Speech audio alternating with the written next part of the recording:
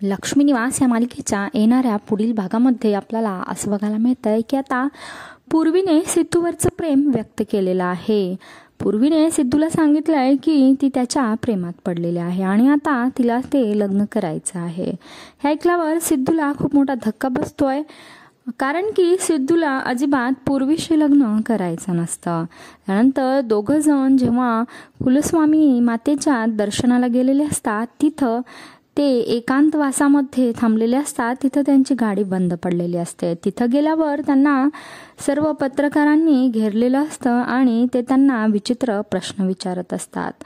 म्हणत असतात की तुम्ही दोघंच इथे काय करत आहात, तुम्ही तर वेगवेगळ्या पार्टीमध्ये आहात।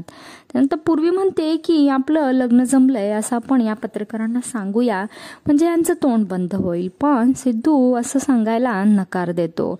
सिद्धू तिथं काहीच बोलू शकत नसतो आणि त्याच्या मदतीला तिथे भावना पोहोचलेली असते। भावना ऑफिसला चाललेली असते आणि तिला सिद्धूचं हे सर्व प्रकार तिला कळालेला असतो। ती सिद्धूच्या मदतीला धावून आलेली असते। नंतर सिद्धूच्या कानामध्ये भावना एक ट्रिक सांगते आणि मग पूर्वी त्या दोघांकडे अगदी संशयाने बघत असते। पूर्वीला अगोदरच भावनाचा खूप राग येत असतो, कारण की मागे साखरपुड्याच्या कार्यक्रमात सुद्धा भावनाने लुडबुड केलेली असते, जी की पूर्वीला अजिबात आवडलेली नसते।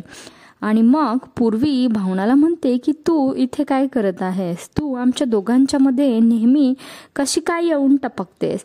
त्यानंतर सिद्धू पूर्वीचं तोंड बंद करतो। त्यानंतर भावना त्या दोघांना लिफ्ट देते आणि ती त्यांना मदत करते। इकडे जेव्हा नीलांबरीला हा प्रकार समजतो, त्यावेळेस नीलांबरी पूर्वीला भावनाच्या विरोधात भडकवते आहे। नीलांबरीला तर हेच हवं आहे की पूर्वी आणि भावनाची सिद्धूसाठी जोरदार भांडणं व्हायला हवीत आणि मग पूर्वीचा संशय अजूनच बळावतो की ही भावना आपल्या सिद्धूच्या मागे लागलेली आहे आणि आपल्या त्या दोघांच्या मध्ये लुडबुड करत आहे।